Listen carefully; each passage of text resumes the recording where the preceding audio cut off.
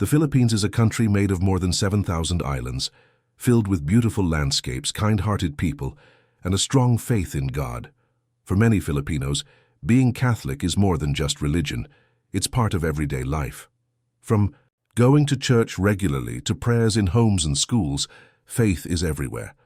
And for a long time, this deep connection with the Catholic Church brought about one big dream: a Filipino Pope.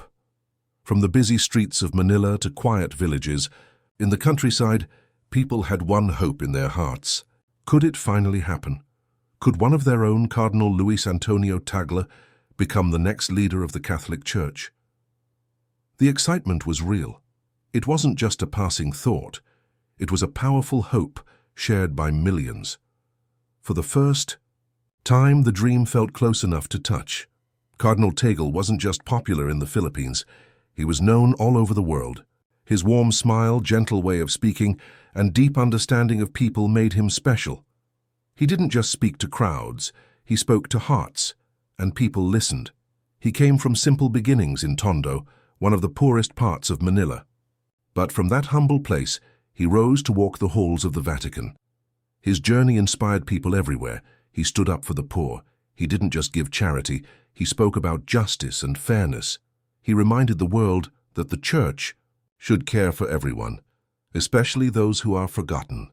People called him the Asian Francis because he reminded many of Pope Francis himself, humble, loving, and close to the people. That's why when the time came to choose the next pope, Cardinal Tagle's name was on everyone's lips. Not just in the Philippines, but around the world. Inside churches, homes, and even on the streets, people prayed. They lit candles and held rosaries. They whispered hopes. Could this be the moment? Could a Filipino finally sit on the throne of St. Peter? Meanwhile, inside the Vatican, an ancient and sacred event was happening: the papal conclave. It's a time when cardinals from all over the world gather to choose a new pope. It happens in silence and prayer, with rituals that go back hundreds of years. The world watches and waits. Cardinals walked through the halls of the Vatican, each of them carrying hopes and dreams from their home countries. Among them was Cardinal Tagle. But there were other strong candidates too. One was Cardinal Pietro Parolin, an experienced diplomat from Italy. Another was Cardinal Robert Serra, a strong voice from Africa who believed in tradition, but still, Tagle's name rose above the rest. His connection to the people, his understanding of today's problems, and his gentle leadership made him a top choice. People believed he could help bring the Church closer to modern times while staying true to its teachings.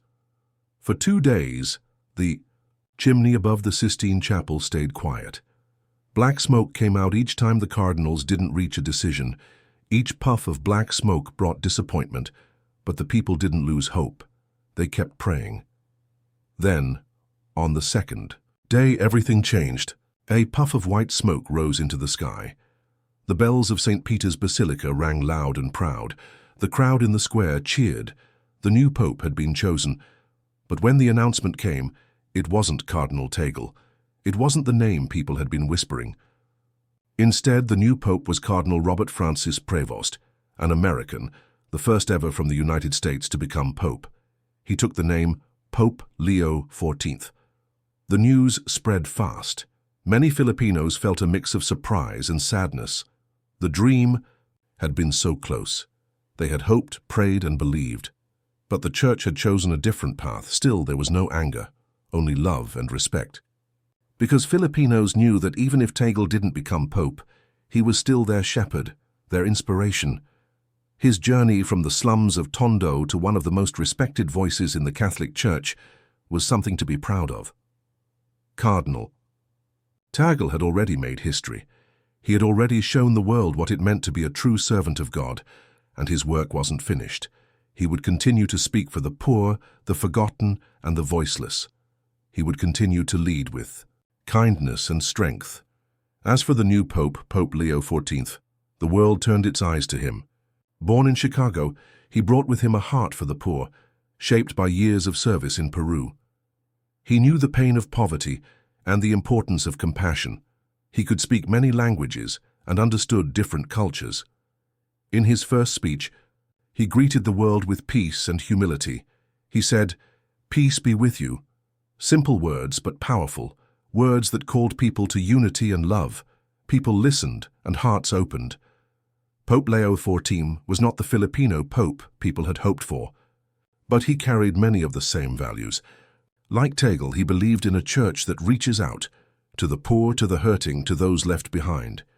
His message was clear: the church must walk with the people. So while one dream did not come true, a new chapter began. The church had a new leader. And Cardinal Tagle remained a bright light in that same church. In the Philippines, people still talked about that moment. They still remembered the white smoke and the announcement. They still held Cardinal Tagle close to their hearts. Many said, "Maybe next time." Others said, "He's already our Pope in spirit." What mattered most was not the title, but the heart, and Tagle had the heart of a shepherd. As the Church moves forward, guided by Pope Leo XIV, the voice of Tagle will still be heard. In sermons, in speeches, in simple acts of kindness, his spirit will live on. And the dream, though delayed, is not gone, because faith, hope, and love never die.